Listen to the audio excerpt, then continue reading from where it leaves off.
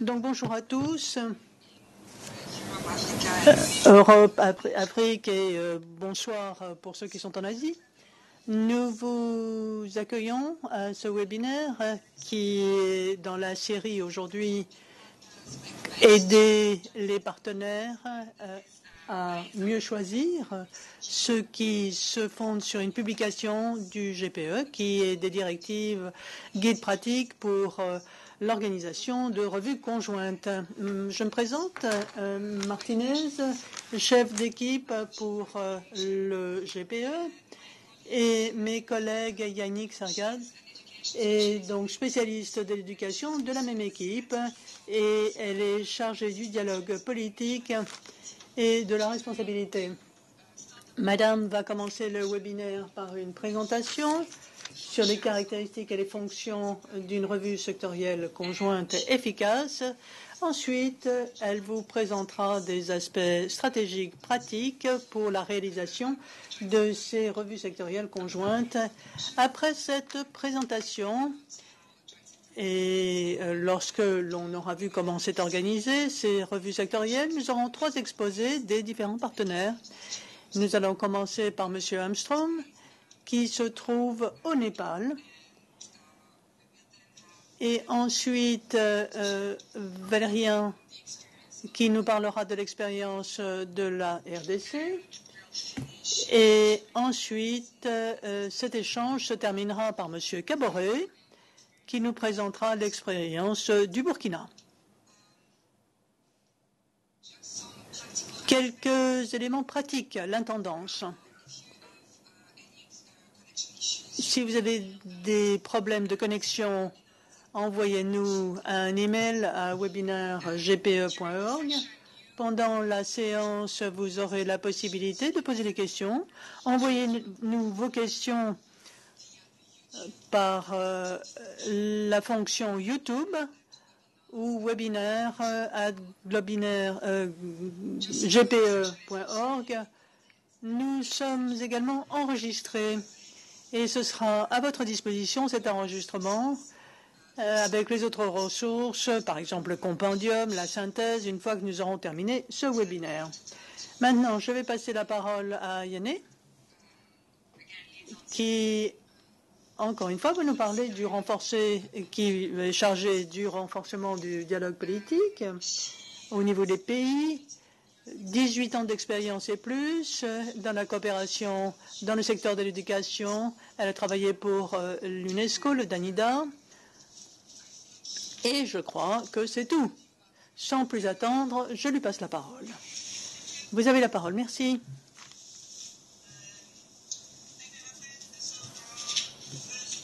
Tout d'abord, les 2 premiers points de l'ordre du jour. D'abord, un survol du guide, de quoi il en consiste. Et ensuite, nous verrons les enseignements retirés, les outils également, ce qui va me prendre quelques 10 minutes. Et la deuxième partie, nous verrons de plus près l'efficacité de ces revues conjointes, environ 10 minutes. Et ensuite, nous verrons les commentaires et les questions des pays. Alors, nous espérons que les participants consulteront ce guide de façon plus détaillée après notre exposé. Tout d'abord, il est important de définir les revues sectorielles. Tout d'abord, c'est un terme commun dont on se sert ici, les RSC. C'est des mécanismes de revue qui ont différents noms selon les différents pays. Ici, nous définissons ces revues conjointes comme des processus dirigés par le gouvernement qui réunissent les parties prenantes chargées d'examiner un dialogue pour suivre les dépenses et la voie à suivre pour la mise en œuvre du plan et des cadres également sectoriels d'éducation. Alors, c'est voir où sont les difficultés pour la mise en œuvre d'actions éventuelles à l'avenir pour redresser le cap. Alors, elle donne un certain concept de la revue conjointe, mais il n'y a pas de taille unique pour organiser ces RSC. Donc, c'est important. C'est une orientation, une utilisation éventuelle, et les méthodes que l'on voit ici soulignent le processus. Tout d'abord, une bonne préparation et une certaine rigueur dans le suivi, ce qui était très important pour la réussite. Dans le même droit fil de ces recommandations, la notion de la maturité existe, c'est-à-dire que chaque RSC peut améliorer son efficacité dans son contexte spécifique, où que ce soit qu'elle est mise en œuvre. Alors, c'est les enseignements à tirer des revues conjointes antérieures ou des échanges de connaissances avec d'autres pays. Pourquoi ce guide? Eh bien, c'est les difficultés souvent rencontrées par des pays qui nous l'ont fait développer. Tout d'abord, en dépit des différences, les équipes pays rencontrent souvent les mêmes problèmes et les mêmes difficultés pour organiser ces revues. Sur la diapositive, vous voyez ici les questions les plus difficiles qui surgissent et qui ont trait au processus, aux personnes, techniques, les effets stratégiques également. C'est peut-être assez chargé, cette diapositive, mais les pays surmontent ces difficultés parce que c'est en forgeant qu'on devient forgeron. Alors, pour organiser les RSC, il faut réfléchir aux contributions pour le dialogue politique et également comment optimiser le potentiel de ces RSC, ce qui n'existait pas jusque-là. Le GPE considère donc que c'est là le moyen de s'assurer que les plans de l'éducation sont réalisables, qu'ils sont bien appliqués, et le secrétariat a donc commencé à explorer les RSC pour circonstancier un guide, par exemple, qui pourrait répondre aux questions ou difficultés que l'on rencontre souvent. Donc, ces difficultés que je viens d'énumérer ont été identifiées par le secrétariat l'an dernier, et c'était la première étude systématique de ces revues conjointes, sectorielles conjointes, et donc on a développé ce guide à partir de la recherche, de l'engagement également des pays par des outils. Des outils ont été mis en œuvre, des contributions également des développeurs eux-mêmes, des partenaires pays, des partenaires bilatéraux, des ONG, des OSC et également du monde universitaire. Donc, ça, c'est donc un plan des différents chapitres. Et ensemble, vous avez les dialogues, la planification, le suivi, le cadre d'efficacité, l'orientation et le suivi et pour aider les équipes à surmonter les problèmes les plus courants. Et ce faisant, par le positionnement de ces revues dans le cadre du dialogue sectoriel et l'introduction de cadres d'efficacité, donner une orientation également pour les revues conjointes, principalement pour la préparation et également par des outils techniques pour faciliter la collaboration entre les différents membres. Alors maintenant, voyons un examen du contenu de ce guide. Alors, ça c'était un survol des recommandations. Et maintenant, vous allez parler du contenu, n'est-ce pas? Oui, c'est ça. Donc, le contenu, brièvement, et ensuite, le cadre d'efficacité des RSC, c'est-à-dire des revues conjointes. Alors tout d'abord, c'est l'introduction pour l'utilisateur que les RSC ont deux fonctions: renforcer le suivi, permettre une réponse souple dans la planification. Donc en fait, c'est une fonction tant rétrospective que perspective. Elles doivent être dans la structure existante, dans les groupes par exemple, de l'éducation locale. Et l'avantage est de trouver un équilibre entre la responsabilité, l'apprentissage, le renforcement des capacités et l'effort de suivi et l'alignement des partenariats également. Comme on vous l'a dit tout à l'heure, il y a différentes pratiques, petites, grandes, bisannuelles, d'autres des séries de réunions, y compris au niveau régional. Elles sont différentes, ces revues sectorielles, donc ça diffère de pays à pays.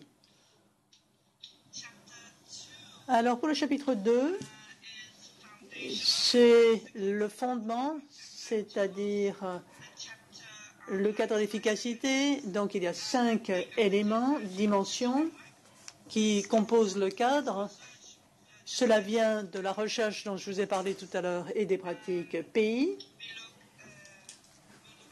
Nous verrons la chose de façon plus détaillée tout à l'heure, mais dans l'ensemble, vous le voyez ici, le cadre se compose de 3 caractéristiques qui sont nécessaires pour le fonctionnement de la revue. Il faut que ce soit inclusif, participatif, que ce soit conjoint, et il faut une responsabilisation mutuelle. Ensuite, qu'il y ait alignement pour un cadre de politique, pour fournir la base d'une revue plus exhaustive, et il faut que ce soit fondé sur des éléments probants, retrouvés en général dans le rapport de mise en œuvre annuel pour circonstancier le dialogue pendant cette même revue sectorielle conjointe. Lorsque ces 3 caractéristiques sont en place, c'est donc un outil de suivi pour tirer des enseignements, et c'est un instrument de changement. Et le résultat est l'ajustement par rapport au plan opérationnel tant pluriannuel que bisannuel. Alors, l'enseignement principal qu'il faut retirer de ce cadre d'efficacité, c'est qu'il y a un survol des caractéristiques d'ensemble, et c'est là une analyse pour préparer cette RSC. Le cadre d'efficacité s'est accompagné d'outils qui permettent aux équipes de les appliquer et d'adapter les 5 dimensions selon leur contexte spécifique. Alors, les conseils pratiques, c'est-à-dire comment, c'est le chapitre principal. Et là, on voit des recommandations détaillées pour le processus à chaque étape. Sur cette diapositive, voilà. Donc un survol du type de contenu que l'on trouve dans le chapitre. Le chapitre a plus de détails dans le guide. Il faut souligner l'importance des étapes initiales pour bien organiser la RSC. Autre facteur important, c'est les contributions. C'est bien sûr le rapport annuel de mise en œuvre et sa diffusion pour permettre aux participants de s'investir et d'avoir un dialogue. Et ensuite, il faut valider les résultats, ce qui est essentiel, ce qui attire moins l'attention. Mais il est important également de parler des avancées tirées de l'efficacité de cette revue conjointe, et ce, pour améliorer la revue conjointe suivante. Alors, les enseignements de ce chapitre-là, c'est que la RSC n'est pas un événement seulement. Elle doit être organisée en séquence, c'est un processus indépendant, une série de contributions et d'enseignements qui sont importants au niveau stratégique, opérationnel. C'est des termes de référence en fait pour le rapport. Et l'aide-mémoire comporte les recommandations. En fin de compte, les enseignements à retenir sont des exemples que l'on trouve dans le guide pour les pays, comment on peut aborder l'organisation de la RSC à ces différentes étapes. Passons maintenant aux outils. Nous verrons les outils que ce guide vous offre. Tout d'abord, c'est l'outil d'évaluation, ce qui est sans doute le plus important. Auto-évaluation, ce qui permet l'application des 5 dimensions et des autres éléments. Ceci aux étapes initiales pour organiser la revue sectorielle, conjointe pour pouvoir développer les termes de référence. Et ensuite, la prise de décision. Ce sera appliqué également après la RSC pour voir comment elle s'est passée, par exemple, pour évaluer son déroulement.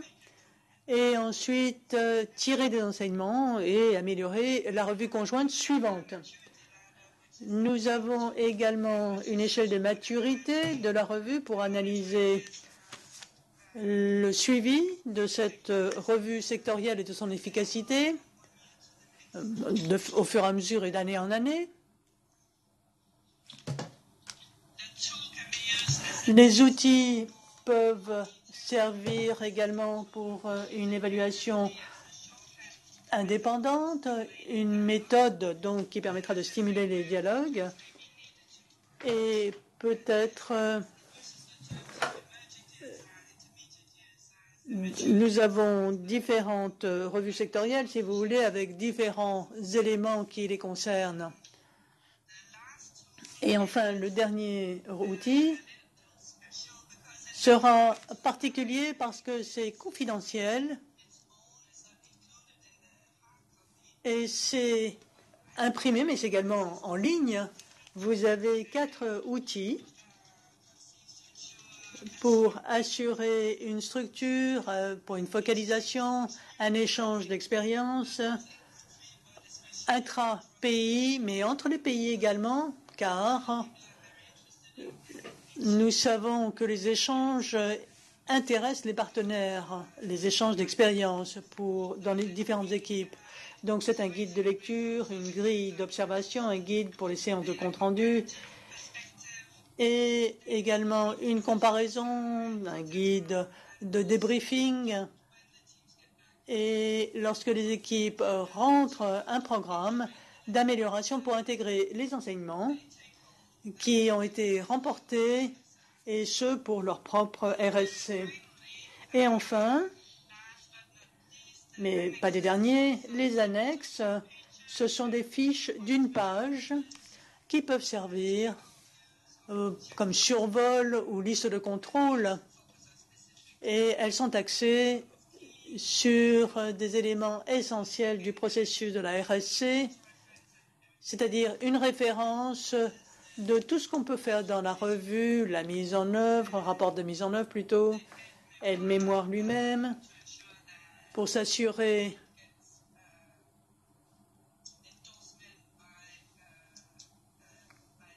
que c'est appuyé par les participants et endossé au niveau le plus élevé pour la mise en œuvre, encore une fois. Merci de cet exposé. Maintenant, dites-nous ce qui constitue le cadre d'efficacité de la revue et nous allons ainsi précéder les différents commentaires de nos partenaires pays. Oui, effectivement. Très brièvement, après ce survol, chapitre 2, le cadre d'efficacité de la revue. Dans le guide, Nous avons 10 exemples de nos participants à ce webinaire, par exemple, qui portent sur les différents aspects du cadre d'efficacité, comme je viens de le dire. Alors, vous vous souviendrez de la diapositive précédente. C'est là les antécédents. C'est juste la référence des questions communes qu'il nous faut surmonter. C'est donc une plateforme avec plusieurs parties prenantes pour l'inclusion, tout d'abord, qui est représentée par exemple, la participation efficace, un engagement efficace, et ensuite la participation qui permet différents points de vue, les réalités, les difficultés, les réussites pour la mise en œuvre, et ce pour produire des plans plus réalistes, et ensuite un consensus sur les stratégies de l'éducation, y compris l'appropriation, l'appui également pour ces différentes stratégies. La réussite de la revue dépend en fait des différentes étapes prises par les parties prenantes pour cet engagement, et ce dans tout le processus, et pour faciliter un dialogue constructif pendant ces réunions. Ces étapes comprendront par exemple l'apport d'un appui financier, logistique, etc. pour ces différents groupes de parties prenantes, différents facteurs également, le contexte bien sûr, le processus de dialogue qui est déjà en place et l'ouverture des participants par rapport au travail dans des groupes de parties prenantes très diversifiés. Deuxième dimension,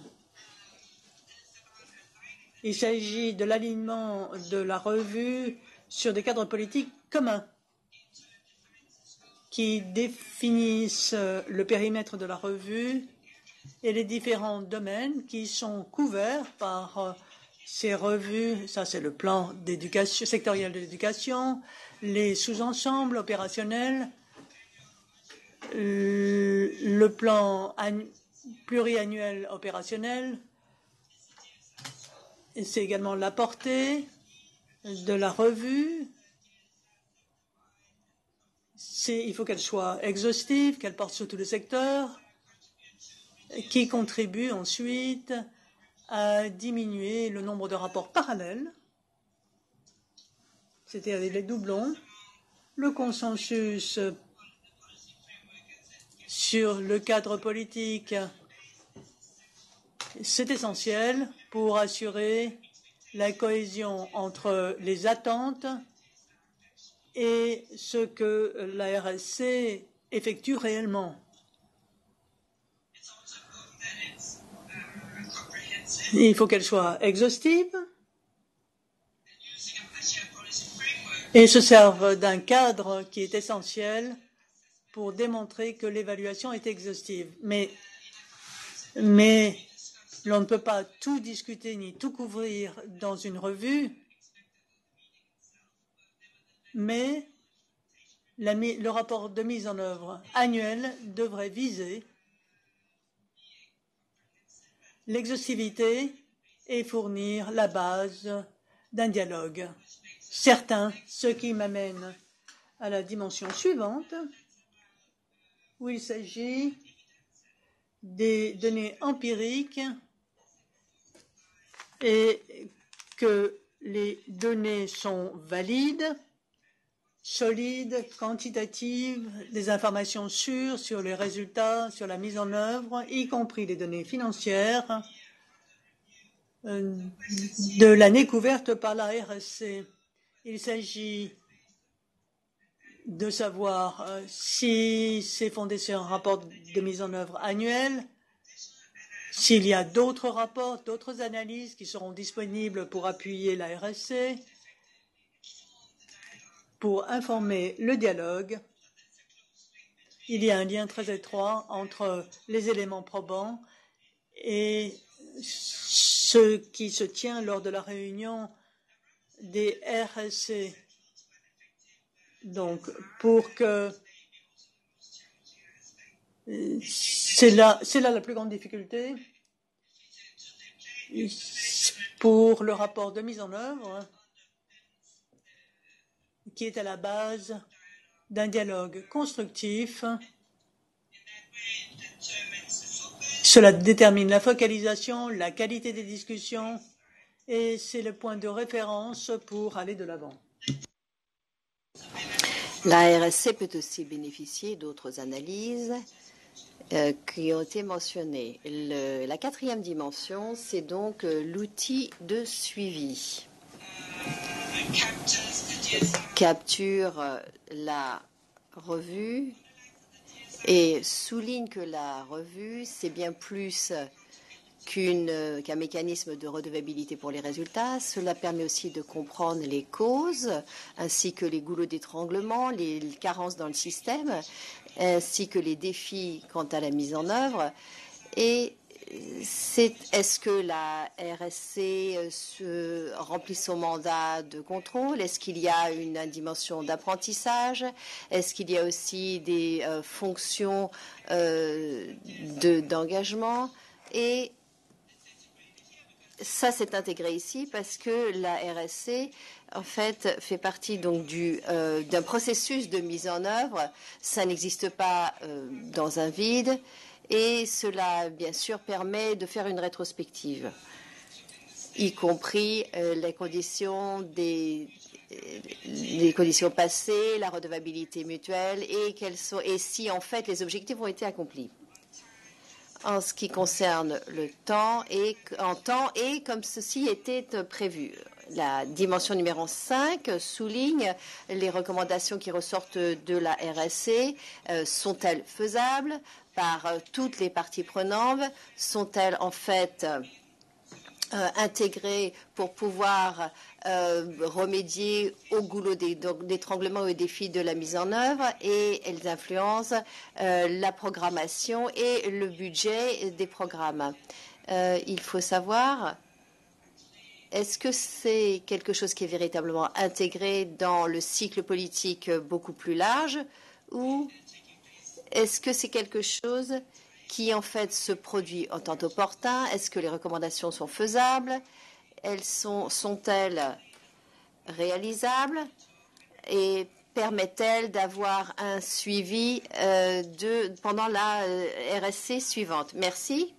C'est en fait une présentation très exhaustive. Vous avez donc tous les détails et encore plus de détails en fait dans le guide lui-même, et ça c'est accessible en ligne. Et maintenant, nous allons parler des expériences des pays. Nous allons commencer par Jimmy Armstrong, qui est un spécialiste de l'éducation au Népal et qui travaille au Népal depuis, je pense, plus de 7 ans.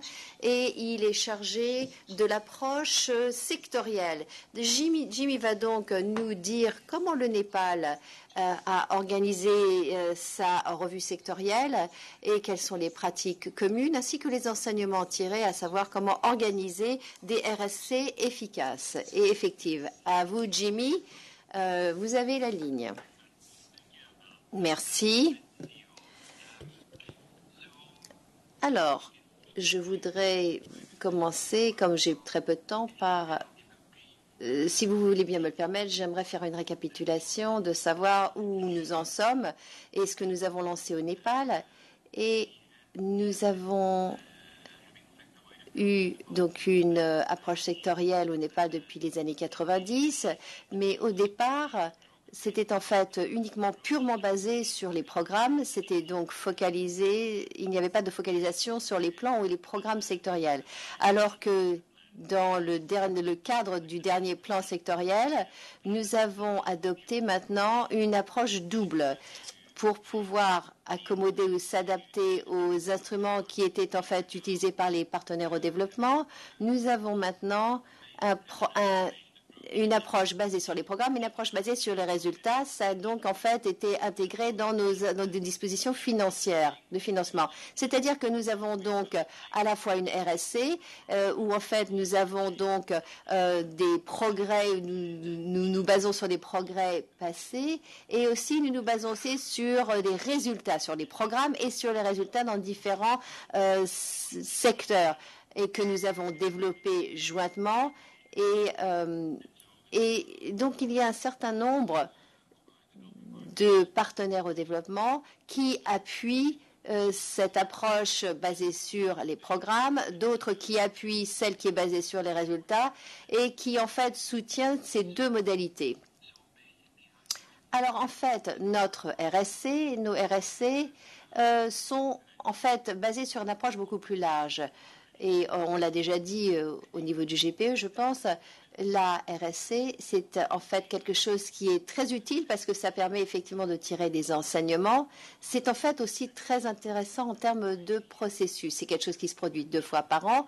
Vers la fin de l'année civile, nous avons la RSC qui se base aussi sur l'année fiscale de mise en œuvre. Donc au Népal, l'année fiscale commence au mois de juillet et donc au mois de novembre, nous donnons des documents et nous avons une RSC qui passe en revue les progrès de l'année dernière en termes de mise en œuvre. Et au mois de mars, nous avons une revue perspective qui rejoint une revue fiscale et qui en fait considère l'année à venir et qui considère aussi les plans de mise en œuvre stratégique ainsi que les plans budgétaires et qui nous permet de voir si en fait si le développement a en fait s'il y a des dispositions suffisantes au niveau du budget et au niveau des plans pour pouvoir capturer les résultats qu'on escompte pour l'année à venir. Ainsi, et on se sert aussi des enseignements tirés de la dernière RSC. Donc, ces deux RSC, je dirais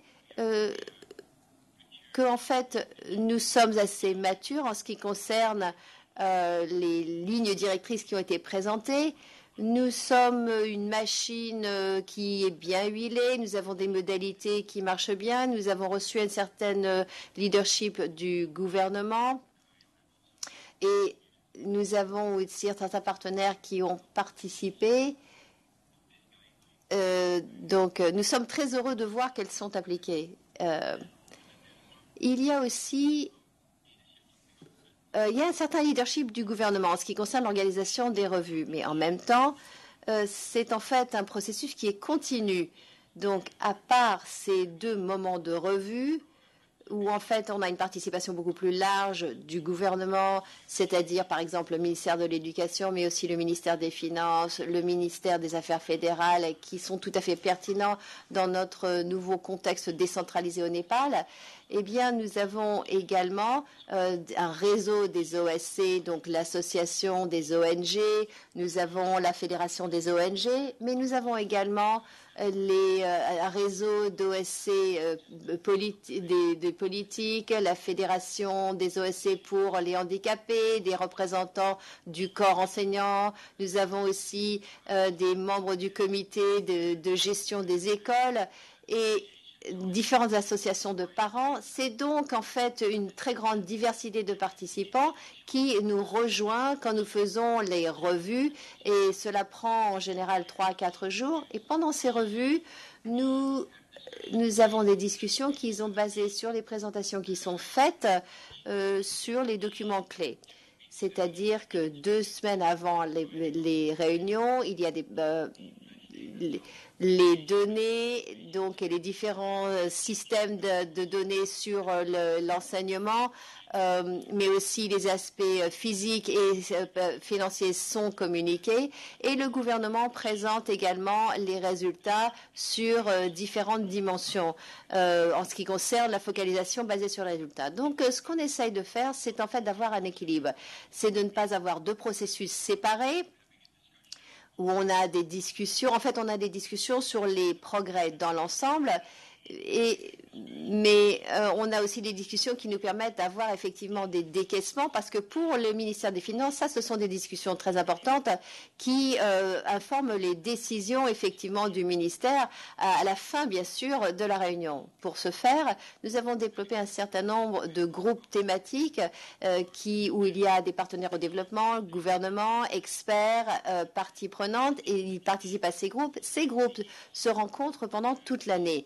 Donc, la plupart se rencontrent une fois mensuellement, donc une fois tous les mois ou tous les 2 mois, et leur programme est en fait partagé, et ce sont les actions qui sont développées et qui sont présentées à la plénière à la fin des RSC, et aussi en termes de redevabilité. C'est un exercice pendant lequel nous présentons et où nous avalisons toutes les actions présentées. Ces actions sont divisées ensuite et réparties à différents groupes thématiques qui sont en fait des groupes beaucoup plus techniques ce sont des groupes de travail dans lesquels on peut avoir des discussions beaucoup plus détaillées, beaucoup plus techniques. Par exemple, le gouvernement peut soulever des défis qu'ils ont quand ils veulent effectivement reprendre ce genre d'activité. Et en fonction de ça, nous avons dans ces groupes thématiques de travail,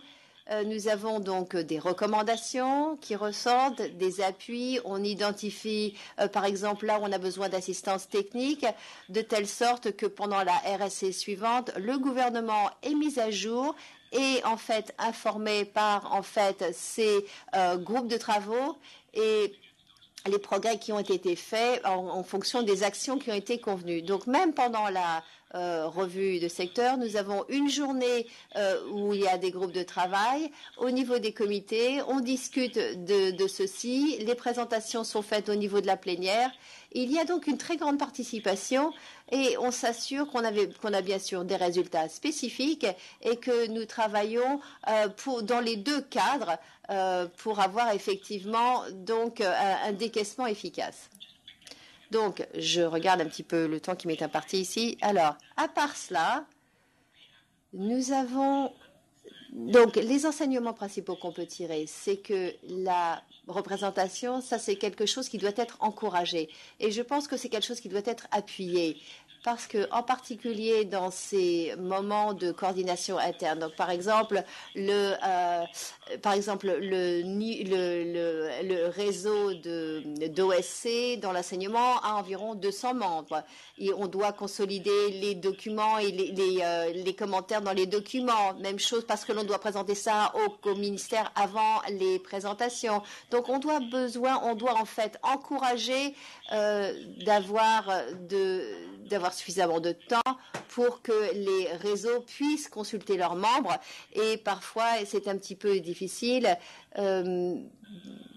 pour pouvoir effectivement avoir des consultations pour avoir un retour d'information qu'on puisse insuffler dans la réunion principale. Mais en s'engageant au fil du temps, en ayant un engagement au niveau des partenaires au développement, avec les points focaux, eh bien ça c'est quelque chose qui a vraiment aidé ces réseaux également à identifier leur identité en tant que groupe, en tant que consortium. Par exemple, les ONG qui soutiennent l'éducation NEPAD dans tel ou tel secteur. Et il y a en fait développent l'idée qu'ils ne sont pas compétiteurs, qu'ils ne sont pas concurrents, mais qu'ils ont en fait, il faut un engagement au niveau sectoriel. Et donc, c'est ça qui encourage la participation et on leur demande quels sont les points de plaidoyer qu'ils voudraient développer et auxquels on pourrait les aider. Dans ce sens, nous voyons que les consultations et le travail se situent au niveau du secteur, au niveau de la RSC, et dans ces cas-là, cette RSC devient beaucoup plus ouverte. C'est un espace, un forum, comment dire, où en fait c'est un processus conjoint pour soutenir le gouvernement, pour lui permettre de comprendre les points qui font obstacle au résultat. Et ce que l'on essaye de faire, c'est qu'il n'y ait pas de surprise pendant la RSC, quand on a bien sûr que quelques jours et qu'on a en fait énormément de participants, on veut s'assurer que tout le monde connaît les questions, que tout le monde connaît les implications et donc on vient informer à la réunion. Et je pense que c'est ça qui permet effectivement d'avoir une très grande participation et qui nous donne le temps, par exemple, d'aider le ministère de l'Éducation ainsi que ses homologues de faire un suivi, par exemple, auprès du ministère des Finances et savoir comment il travaille avec le ministère des Affaires fédérales pour s'assurer que le plan sectoriel de l'éducation, en fait, reçoit un contexte fédéral, mais aussi un contexte régional. Donc, je pense que je vais m'arrêter ici et à moins que d'avoir un petit peu plus de temps, je vais m'arrêter là. Merci, Jimmy. L'exemple du Népal a en fait modé pas mal des orientations du guide parce que nous reconnaissons que c'est en fait une très bonne manière d'organiser les RSC et je pense qu'en fait on pourra trouver beaucoup plus d'informations dans le guide et c'est très bon d'entendre toutes les expériences diverses ainsi que les innovations que le Népal a effectivement amenées donc à ces RSC. Donc je vous remercie et nous allons maintenant nous tourner vers la République démocratique du Congo. Je pense que c'est Valérie qui vont présenter l'expérience de la RDC. Donc, Valérie gère la coordination, le secrétariat de la coordination du secteur de l'éducation, qui est une unité au sein de l'éducation primaire et secondaire.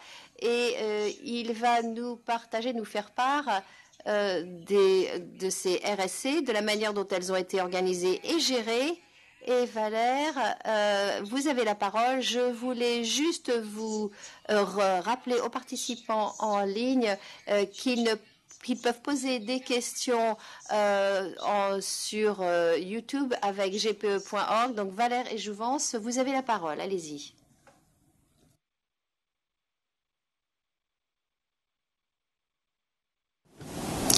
Vous devez allumer votre micro, s'il vous plaît. Oui, merci.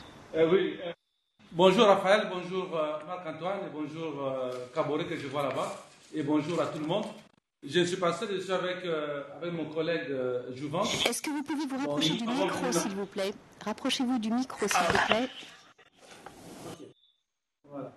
Donc je disais que je n'étais pas seul, que j'étais avec mon collègue Jouvence. Effectivement, donc, notre pays a quand même une certaine expérience dans l'organisation de revues conjointes.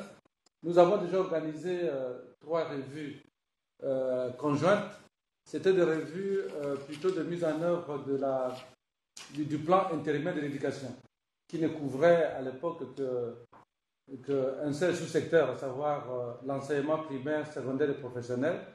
Maintenant, nous sommes passés à plutôt un plan stratégique de l'éducation sectorielle qui implique 4 ministères, le ministère de l'enseignement primaire et secondaire, le ministère de l'enseignement supérieur et universitaire, le ministère de la formation professionnelle, métier et artisanat et le ministère des Affaires sociales. Donc là, l'ampleur change.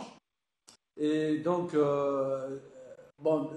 disons chez nous, disons par rapport aux revues qui ont été organisées, elles avaient pour objectif de faire le point sur l'état d'avancement du plan en général, mais avec un focus sur l'état d'avancement des réformes que le plan contenait. Alors, en ce qui concerne la préparation, je vais être vraiment très très rapide parce que nous n'avons que 10 minutes. En ce qui concerne la préparation de ces revues, il faut dire que la coordination générale a été placée sous la responsabilité du SPACE que nous dirigeons. C'est le secrétariat permanent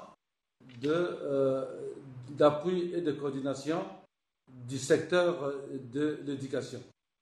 Alors, les rapports de la mise en œuvre de ces plans ont été effectivement coordonnés donc par ce service, mais avec l'appui chaque fois d'un consultant indépendant. Et comment donc nous avons préparé ce rapport? Mais on sait, les rapports, ce sont les directions techniques qui sont responsables des thématiques ou des réformes et qui sont mobilisées pour pouvoir préparer donc ces rapports en donnant les informations qu'il faut à l'équipe de préparation de la revue. Cette équipe est constituée par les représentants des parties prenantes. Il y a bien sûr les représentants du gouvernement à travers les directions techniques, mais il y a également donc, les représentants des partenaires techniques et financiers, mais également les représentants de la société civile et des associations des parents ainsi que des syndicats des enseignants. Alors, donc, comment s'est toujours déroulée la préparation au niveau... Mais donc, il y a d'abord la question de la collecte de l'information. Bon, la collecte de l'information, c'est fait. Bon, on a les annuaires statistiques qui sont fournis, qui sont produits par la direction des études et planification, qui ne sont pas toujours la régularité. Bon, on essaye de rattraper un peu les retards, mais il faut indiquer que pour les revues que nous avons déjà organisées, il faut dire qu'il y a eu toujours un décalage entre le moment où on organise des revues et puis l'année où, disons, les données sont disponibles. On a donc eu souvent donc ce problème de données. Alors, mais nous appuyons également pour préparer le rapport de la mise en œuvre. Nous nous appuyons également sur les rapports qui sont produits par les administrations, par les directions techniques, mais également par les différents programmes qui contribuent à la mise en œuvre du plan. Donc, au-delà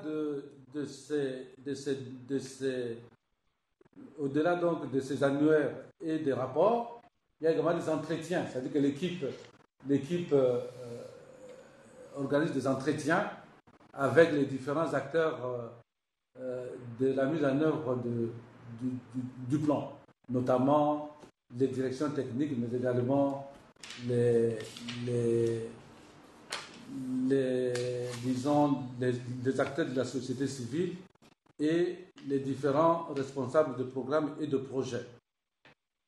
Alors, quand on fait, une fois qu'on a rassemblé donc toutes ces informations et qu'on commence et qu'on draft on fait le premier draft du rapport, on le partage avec bien sûr les partenaires.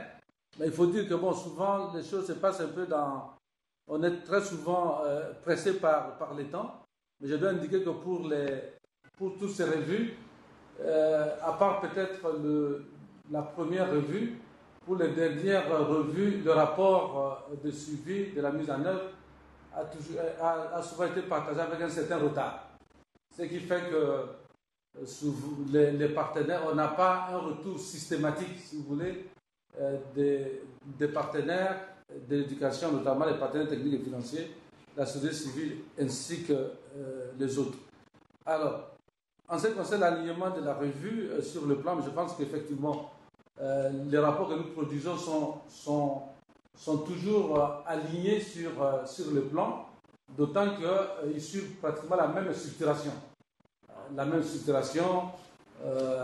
Par rapport à l'accès, par rapport à la qualité et par rapport à la gestion du système. Mais également, s'aligne sur donc se base sur les indicateurs qui sont renseignés dans le plan et qui permettent effectivement de vérifier sur la base des évidences, de vérifier la progression vers les cibles qui ont été fixées. Alors, en ce qui concerne l'organisation comme telle, ça c'est le cadre. En ce qui concerne l'organisation comme telle de la revue ou des revues, je dois signaler que Bon, tout se passe dans le dialogue, à travers le dialogue. Nous avons ce que nous avons appelé pendant, c'est dans les Comcom, c'est-à-dire le comité de concertation, qui est plutôt, qui correspond tout à fait à ce que vous appelez dans les jargons du GPE, le groupe local de partenaires de l'éducation, qui aujourd'hui, qui s'est étendu aux autres ministères et qui est devenu ce que nous appelons le cadre partenarial du secteur de l'éducation CEPC. Et dans ce cadre, on a constitué des groupes. Un peu à l'exemple du Népal, c'est des groupes qui sont axés sur les thématiques. Ce sont des comités de concertation thématiques. Si ça peut être un groupe thématique sur la formation, par exemple, sur la formation continue des enseignants, ça peut être sur le suivi budgétaire, etc. Donc, pour chaque thématique, on a pu constituer donc un comité de concertation thématique. Maintenant, au sein de chaque comité thématique qui peut être large, il y a des groupes de travail technique. C'est-à-dire que bon, si le comité estime que pour une question donnée, pour une question précise, il faut constituer un groupe ad hoc pour aller un peu plus en profondeur dans l'analyse, et effectivement, donc, le comité met en place un groupe thématique, un groupe de travail thématique. Et c'est ce cadre partenariat du secteur de l'éducation est également représenté au niveau provincial. Au niveau provincial, nous avons ce que nous appelons le groupe thématique provincial. Et encore une fois, vous trouvez toutes les parties prenantes sont représentées.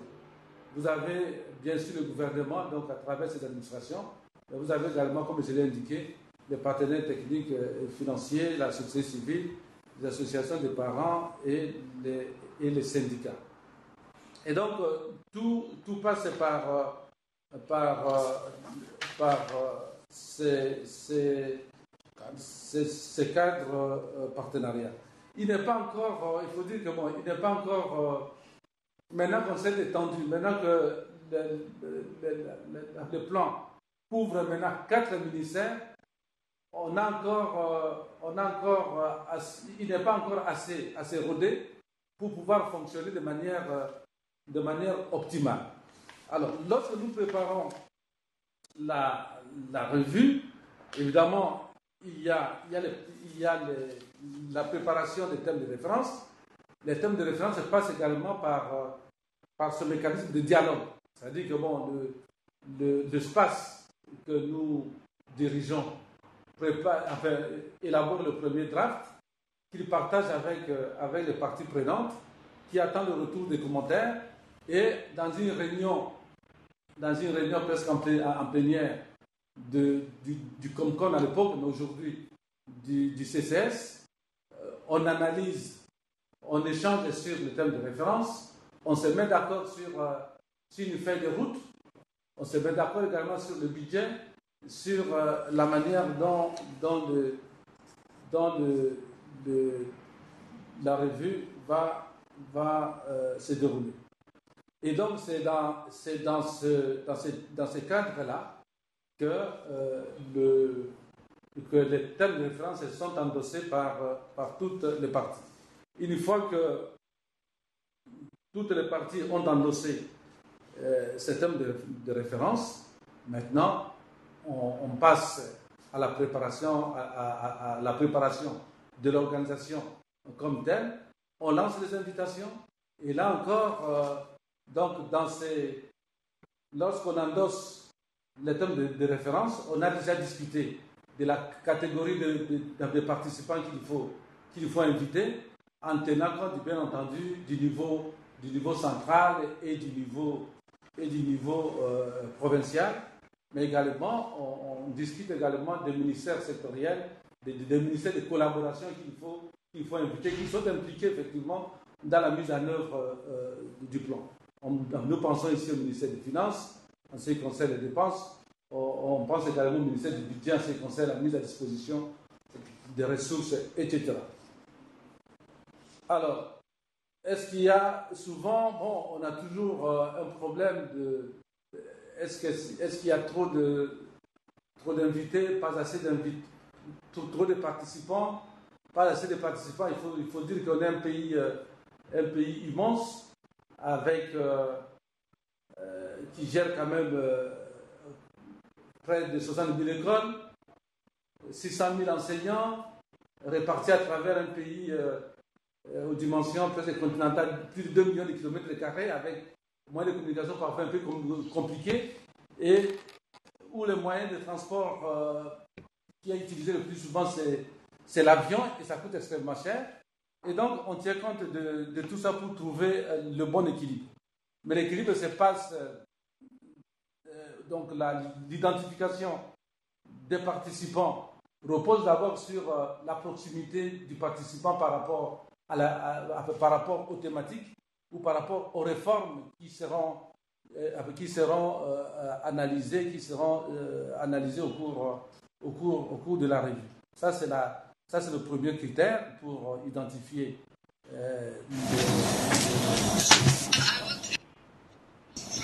Il va falloir que vous terminiez parce qu'il nous faut un peu de temps pour discuter. Donc, si vous voulez bien conclure maintenant, vous avez 1 minute. Alors, des conclusions à nous présenter. Et ensuite, nous passerons la parole à M. Cabouret. Je sais que malheureusement, le temps qui nous est imparti est relativement limité. Allez-y. Alors, le dernier point, ce sont les recommandations, qui est quand même un point très, très important. Alors, comment se font les recommandations? Mais évidemment, la revue est organisée, se déroule en session plénière et puis en atelier. Les recommandations sont formulées au niveau des ateliers. Elles sont débattues en plénière. Et donc, normalement, ces recommandations sont analysées par la suite par les spaces qui essaient de voir quelles sont les recommandations qui sont soutenables, lesquelles sont faisables, etc.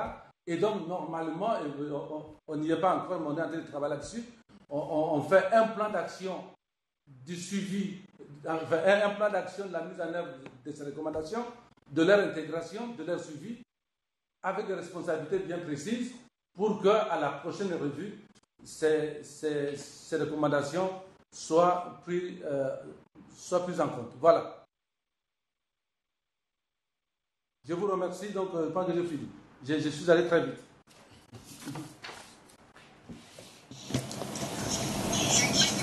Merci de nous avoir présenté cette expérience. Je suis sûr qu'il y aura des questions après que M. Cabouret nous présente l'expérience rapidement du Burkina Faso.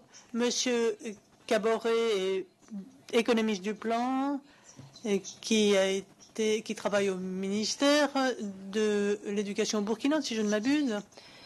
Et il va nous parler de l'utilisation de la revue dans le contexte d'une démarche de financement pour le Burkina Faso. Monsieur Cabouret, vous avez la parole. Merci Raphaël. J'envoie un bonjour à tout le monde, à mon ami Valère. Alors, avant de parler peut-être de l'expérience du Burkina, je vais vous dire comment on est organisé de manière... Parce que lorsque nous avons, en 1999, mis en place le plan décennal de développement de l'éducation, nous avons mis en place des cadres de concertation permanents. Alors, ces cadres de concertation permanents, c'est quoi? C'est d'abord les groupes thématiques. Alors, les groupes thématiques sont constitués, il y a 5 groupes thématiques selon les composantes du plan, c'est-à-dire l'accès à l'éducation, la qualité de l'éducation non formelle, la gestion financière et le pilotage du secteur. Et donc, ces groupes thématiques travaillent tous les mois. Ils se réunissent tous les mois pour faire le point sur les préoccupations dans leurs composantes, dans leurs thématiques. Alors ensuite, vous avez le cadre partenarial qui se réunit tous les 2 mois et fait le point des travaux des groupes thématiques. Et ensuite, maintenant, vient la mission conjointe qui est annuelle et qui regroupe donc l'ensemble des membres de groupes thématiques, plus effectivement les autres partenaires qui ne sont peut-être pas intégrés dans les groupes. Mais je rappelle donc que notre mission conjointe se déroule généralement sur 4 jours. Alors, nous commençons d'abord par élaborer des thèmes de référence.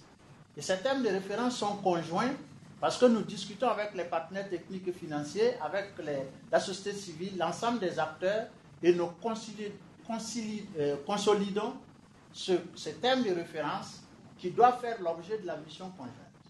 Et donc, dans ce thème de référence, on définit toutes les tâches qui vont être déroulées au cours de la mission conjointe.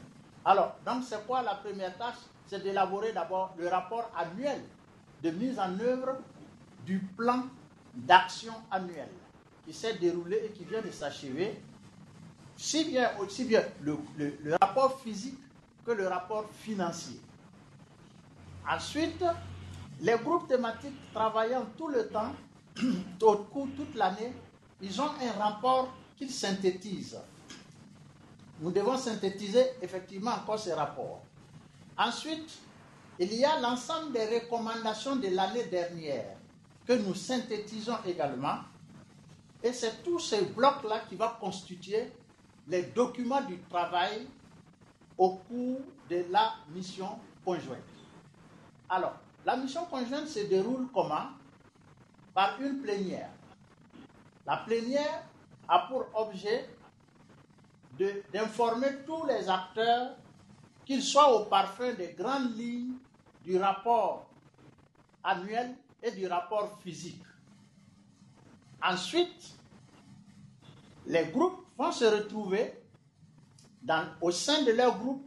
Ils vont travailler spécifiquement sur les composantes du rapport annuel. Par exemple, le groupe qualité va se pencher beaucoup plus sur les aspects qualité qui ont été développés dans le rapport, de faire les analyses nécessaires, de voir comment le secteur évolue et d'identifier les blocages, les contraintes et de formuler des recommandations. Alors, l'ensemble des groupes va faire ce travail. Et une fois que, à la 3e journée de la mission conjointe, nous faisons des échanges entre les groupes. C'est-à-dire que, par exemple, un groupe va expliquer son travail à l'autre groupe et vice-versa. Alors, comme nous avons 5 groupes, ça fait 4 séances de travail. Et après ça, tout le monde est informé du travail de chacun des groupes. Ensuite, maintenant, c'est après ça que nous nous retrouvons en plénière. Nous faisons le point et nous terminons ce que nous avons appelé la première partie de la mission conjointe, c'est-à-dire l'atelier technique. Parce qu'après l'atelier technique, nous avons 2 semaines pour élaborer l'aide-mémoire. Et l'aide-mémoire, c'est une synthèse justement des travaux, des recommandations et des propositions pour améliorer le rapport prochain. Et ensuite, également, plus des recommandations. Alors, cela est consigné dans une aide-mémoire qui ne dépasse pas 20 pages, synthétisée, avec une annexe qui contient l'ensemble des indicateurs que nous allons suivre au cours de l'année, l'ensemble des recommandations que nous allons suivre au cours de l'année et les thèmes prioritaires que chaque groupe thématique est appelé à identifier pour pouvoir se pencher toute l'année sur ce thème-là et faire le compte rendu à la prochaine mission conjointe. Alors, une fois que l'aide-mémoire est élaborée, c'est ce que maintenant nous allons à la réunion des décideurs. La réunion des décideurs est présidée par les ministres et les chefs de coopération, notamment le chef de file des bailleurs de fonds, et on présente l'aide-mémoire à tout le monde. Oui. Et si on est d'accord, on signe l'aide-mémoire, tout le monde, les 2 ministres, le chef de file et le ministre signe l'aide-mémoire qui contient l'ensemble des engagements que tous les acteurs ont appris pour l'année en cours. Donc voilà un peu comment se déroule notre mission conjointe. Donc en fait, c'est une occasion pour nous de faire le bilan, effectivement, de ce que nous avons fait au cours de l'année passée, de tirer les leçons, de voir ce qui a marché, qu'est-ce qui n'a pas marché, et de faire des propositions pour améliorer effectivement les prochaines choses. Alors, comme le temps n'est pas assez long pour vraiment rentrer dans des détails, mais je pense qu'on pourra avoir l'occasion, si jamais, peut-être dans les questions, pour revenir sur des points précis si vous voulez des détails. Je vous remercie.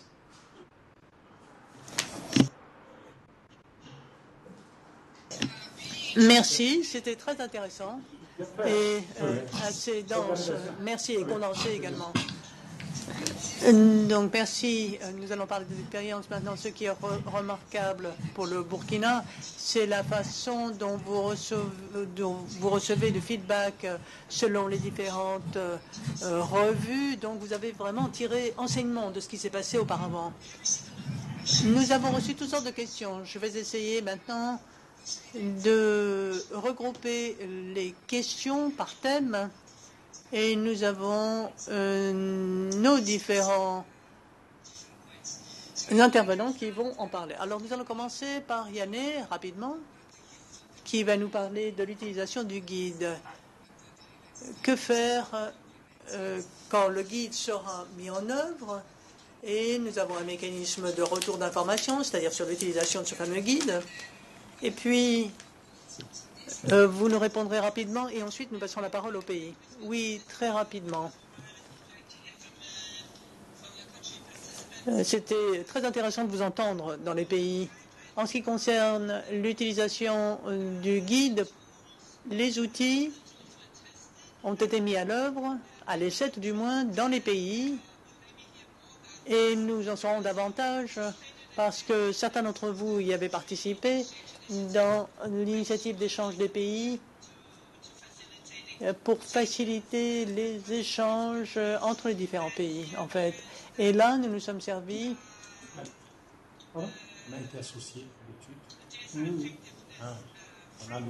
du cadre d'efficacité pour structurer le dialogue pendant les RSC, les missions conjointes, pour faire en sorte que ce soit relativement focalisé. Et les outils ont été adaptés et ces contributions ont été très intéressantes et utiles. Donc, pour les recommandations, je dois également dire que nos collègues ici au secrétariat travaillent au quotidien avec les pays, vous le savez. Et nous avons une démarche analogue. La différence étant que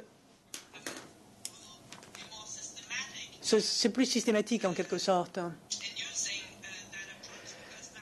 Dans l'utilisation de cette démarche, parce que nous avons un guide pratique, des outils également, et ce sera plus large, donc, enfin, nous l'espérons. Parce que ce sera partagé entre les partenaires, avec les pays, par les agences de coordination, les membres des groupes locaux d'éducation. Donc, ce sera la bonne diffusion, je crois. Et ce sera également l'adoption de ces différentes directives. Alors, ce que nous voudrions, c'est suivre l'utilisation de ce guide, d'avoir vos avis également, parce que ce n'est pas un document mort, c'est un document qui est évolutif et qui peut être amélioré. Rien qu'à vous écouter, bien que nous ayons des contacts avec vous auparavant, c'est intéressant de vous entendre parler des détails. Et nous voudrions partager donc ces différents exemples et échanger les expériences d'enseignement. Alors, une autre question qui vous est adressée à tous, c'est une question essentielle. Toutes les discussions jusque-là étaient assez techniques. et on le voit bien, il s'agit de partenaires techniques qui y participent. Comment est-ce qu'on peut avoir les décideurs, l'engagement des décideurs politiques pour que ce soit un outil efficace pour la décision politique elle-même? On pourrait peut-être commencer par cette question-là. Il y a d'autres questions plus spécifiques par la suite, car vous avez une norme de diffusion de tous les documents, de rapport 2 semaines avant la revue sectorielle conjointe. Donc, comment est-ce que vous travaillez par rapport à ces dates spécifiques pour vous assurer que le format soit digérable pour vos publics à qui c'est adressé, parce que c'est très difficile. C'est assez difficile à digérer, si vous voulez, avant la revue sectorielle elle-même. Autre question, combien de temps faut-il pour tout préparer? On a l'impression que vous avez un cycle intégral sur ces RC pour être en mesure de produire ce qu'on en attend. Alors, on va commencer par la question de comment est-ce que nous pouvons avoir l'engagement politique, ou est-ce que l'engagement politique existe déjà? Et ça, c'est utile pour l'efficacité de la JSR, si vous voulez bien répondre. Oui, merci. Eh bien, au niveau de l'engagement politique, dans le cadre de la revue conjointe, nous sommes convenus avec l'administration publique qu'il y a 2 réunions cette semaine, l'une avec le ministre de l'Éducation et les chefs des partenaires du développement et de nos partenaires principaux. Et il y a ensuite réunion à porte fermée, à huis clos plutôt, où les travaux de la GSR, c'est-à-dire le ton, sera présenté à un petit groupe de ministres, encore une fois à huis clos. Et nous aurons, si vous voulez, une discussion intérieure, plus directe, si vous voulez, où on se mettra d'accord sur la voie d'avenir, ou quel développement faut-il engager au niveau de la décision politique. Et ça a été très utile comme réunion pour nous focaliser sur les grandes questions. Par exemple, lors de la dernière revue sectorielle, qui était en fait le lancement de l'initiative, nous avons 753 gouvernements locaux indépendants qui doivent également s'investir dans ce plan. Donc c'est une transition qui est une opportunité, mais c'est également une préoccupation. C'est ce dont nous allons discuter lors de cette petite réunion. Et à la fin de cette revue, nous avons une réunion pour tirer les conclusions, mais avec le ministre des Finances. C'est quelque chose qui a été développé une fois qu'on a développé cette démarche double de plénière et de petites réunions, parce que dans cette nouvelle modalité, le ministère de l'Éducation est notre homologue et qui est le pilote pour les groupes de l'éducation locale et pilote donc cette revue. Mais si les résultats ne sont pas réalisés ou sont réalisés par la suite, c'est le ministère des Finances ne reçoit pas ce budget. Donc il n'y aura pas de décaissement ni de remboursement, puisque cela se fonde sur les résultats à accomplir. Alors, le ministre des Finances est tout à fait au courant et disposé à s'engager dans une réunion de plus haut niveau, au niveau politique, où nous avons un retour d'avis, d'appréciation. Et nous avons une commission de l'éducation qui est en cours de formation, qui aura des anciens ministres, des universitaires, des éducateurs très connus qui se penchent sur l'avenir.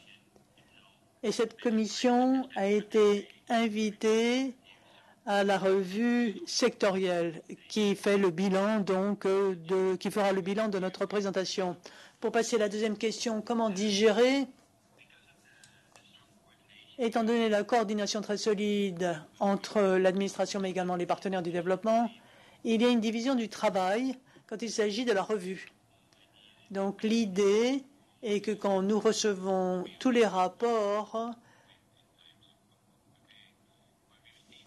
quand on reçoit les rapports,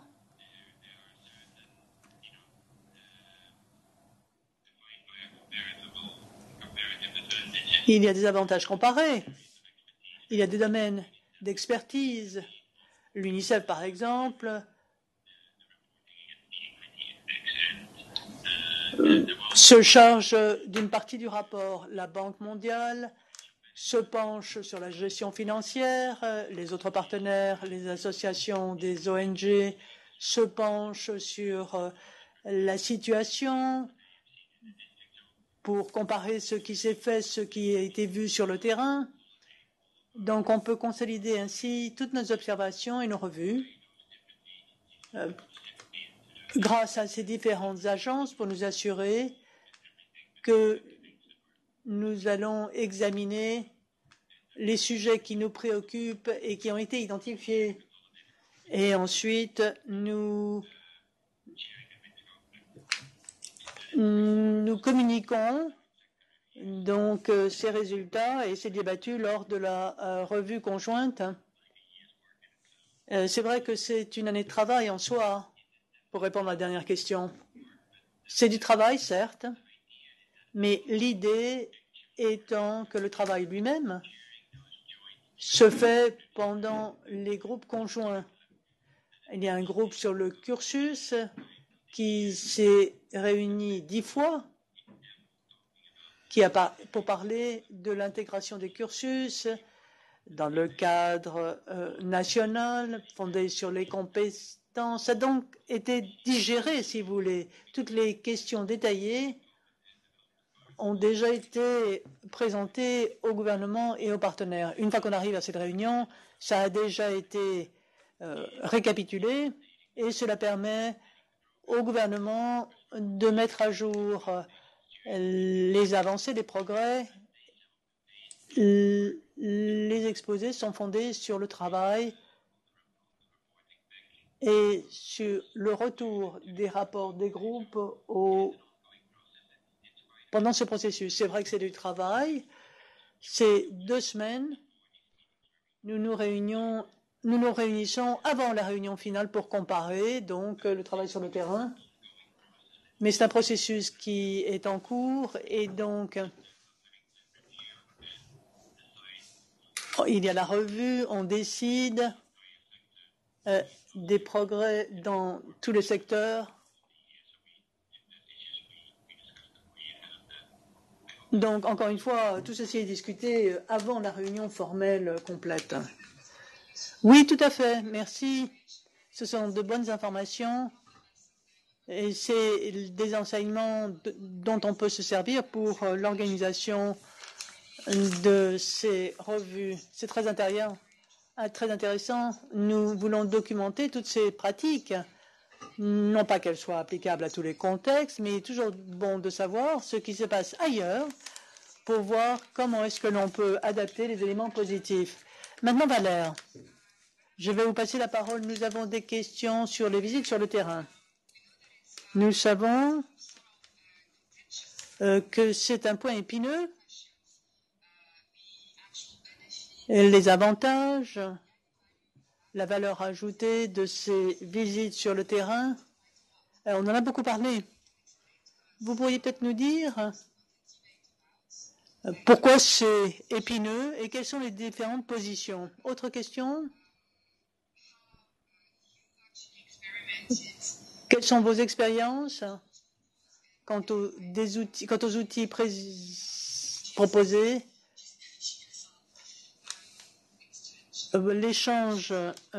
L'initiative d'échange de revues conjointes pour l'amélioration de votre revue, parce que cet outil-là est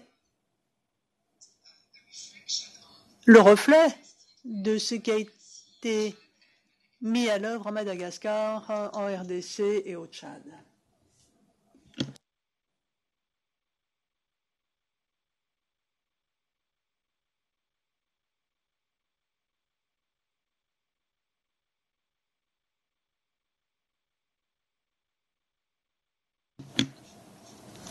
Allez-y, si vous voulez bien allumer votre micro, Valère, et répondre à la question. Merci.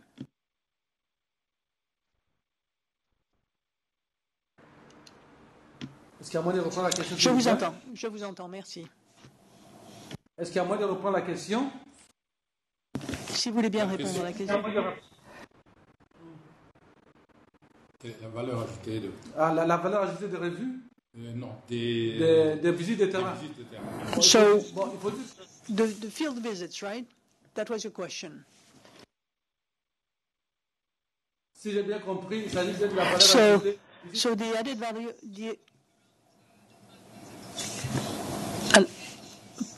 Alors, les visites sur le terrain, les avantages, les contraintes, les avantages donc. C'était ça ma question. Vous pourriez peut-être nous parler des échanges également, des revues. Ce que vous en pensez. Ok, je commence par la dernière question. En ce qui concerne les échanges, nous avons eu des échanges avec, quand nous avons organisé notre revue, nous avons reçu chez nous ici nos amis du Madagascar et du Tchad. Mais malheureusement, quand le Tchad nous a invités pour participer à leur revue, on n'a pas eu la possibilité d'y aller. Mais quand nos amis sont arrivés ici, nous avons pu échanger.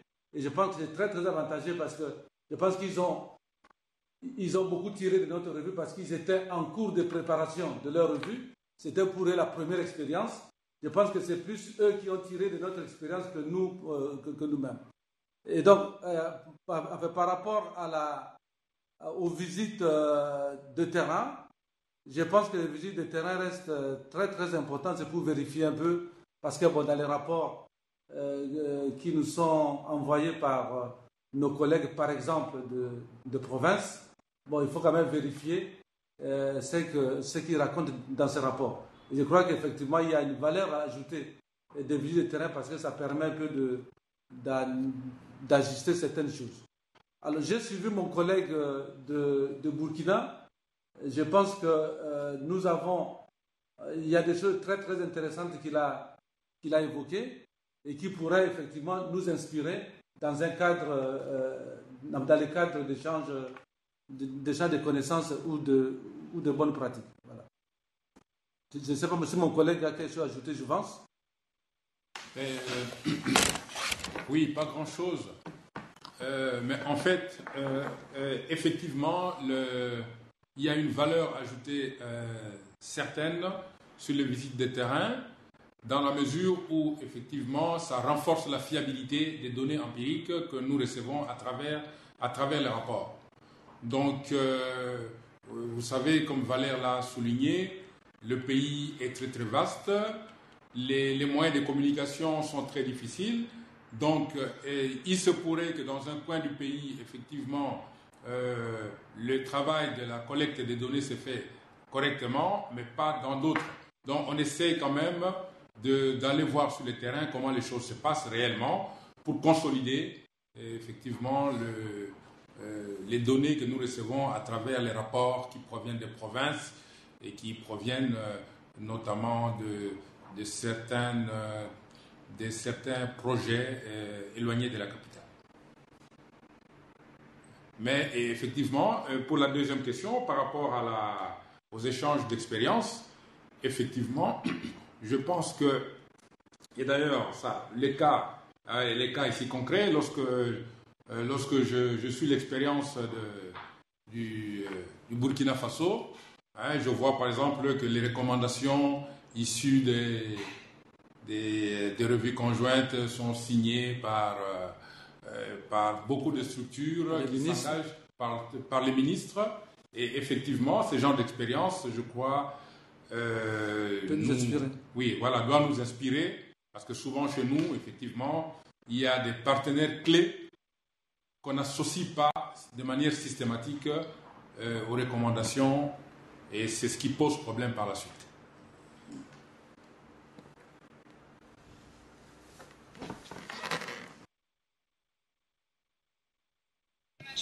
Merci Valérie Jouvence.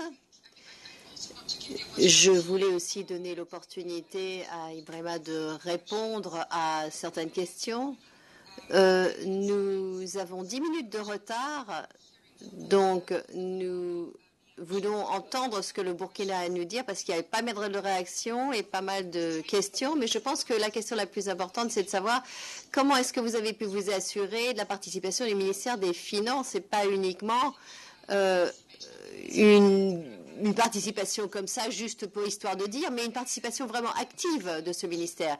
Il y a aussi une question semblable pour les visites sur le terrain. Pourquoi est-ce que vous avez décidé de ne pas avoir de visites sur le terrain? Peut-être que vous pourriez effectivement confirmer que vous n'organisez pas de visites sur le terrain. Donc la RDC a parlé pas mal des raisons pour lesquelles il serait important d'organiser des visites de terrain, mais aussi il y a des arguments en faveur de ne pas organiser de visites de terrain. Et le dernier point, c'est un point aussi important, c'est un point qui met la RSC dans la perspective du cycle de politique et de planification. Comment est-ce que l'aide-mémoire que vous produisez si bien en moins de 2 semaines après la revue conjointe est utilisée dans tout le cycle de planification? Donc quel est en fait le cycle de vie de cette aide-mémoire? Comment c'est utilisé pour la planification opérationnelle, la programmation du budget, etc. Donc ça, comment est-ce que vous pouvez effectivement nous dire comment est-ce que c'est utilisé tout ça? Je vous remercie. Bon, en ce qui concerne la participation des finances, je pense que chez nous, on n'a aucun problème. Parce que d'abord, nous les associons. C'est vrai que dans les groupes thématiques, comme ce n'est pas des experts, peut-être forcément de l'éducation, ils ne participent pas. Mais ils sont présents à la mission conjointe et ils nous accompagnent. Et à partir du moment où au Burkina, c'est l'aide-mémoire est un engagement entre les partenaires techniques et le gouvernement. Une fois que l'aide-mémoire est signée, tout le monde doit en faire, je ne vais pas dire une Bible, mais ça devient un document de tout le monde et c'est sur la base de ce document que les décaissements vont se faire. Parce qu'au Burkina, tant que nous n'avons pas organisé la revue conjointe, tant qu'il n'existe pas l'aide-mémoire signée par les partenaires techniques et le gouvernement, il n'y a pas de décaissement possible. Ça veut dire que c'est l'outil qui permet effectivement de faire la planification et surtout qu'il est annexé. Je dis à l'aide-mémoire est annexé tous les indicateurs qui doivent être suivis, toutes les recommandations qui doivent être suivies. Et tous les engagements qui sont pris sont contenus dans cette aide-mémoire. Donc, pour nous, l'aide-mémoire, c'est vraiment, c'est ça qui fait l'engagement de tout le monde. Et donc, j'ai peut-être, pour les visites terrain, j'ai peut-être omis. Il est autorisé chez nous que tous les groupes thématiques sont autorisés à aller sur le terrain si la situation l'exige. Ne sort pas pour sortir. S'il y a une préoccupation qui nécessite une sortie, les groupes thématiques sortent. Par exemple, si c'est un problème qui concerne le secteur de la qualité sortira pour voir. Si ça concerne l'accès, ils sortent. Et justement, au cours des revues, si un groupe thématique a fait une mission terrain, il a le devoir de faire rendre compte de cette activité, et si ça nécessite un financement, nous avons même prévu au niveau de la revue chez nous un fonds spécial, 100 millions, pour financer les recommandations. C'est-à-dire que lorsqu'on prend, parce que parfois il arrive qu'on prenne des recommandations, malheureusement, dans la mise en œuvre, ça demande de l'argent et il n'y a pas de ressources. Alors nous avons prévu un fonds même pour ça, pour financer les recommandations que nous avons prises au cas où ça nécessite un financement. Alors, donc, j'avoue que pour l'adhésion des finances, nous, on n'a aucun problème parce que dès lors que l'aide mémoire est signée, nous les transmettons au ministère des Finances, ça fait l'objet d'engagement. Et donc, vous savez qu'au Burkina, nous avons un fonds commun.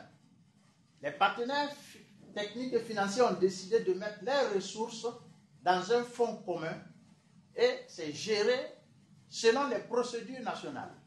C'est vrai que ce n'est pas tous les partenaires. Il y a certains qui continuent de travailler de manière bilatérale en dehors de ce fonds, mais le fonds commun, il pèse beaucoup dans le financement du secteur de l'éducation. Je ne sais pas s'il y a autre chose. Qu'est-ce que je n'ai pas répondu? Je peux toujours revenir sur les questions.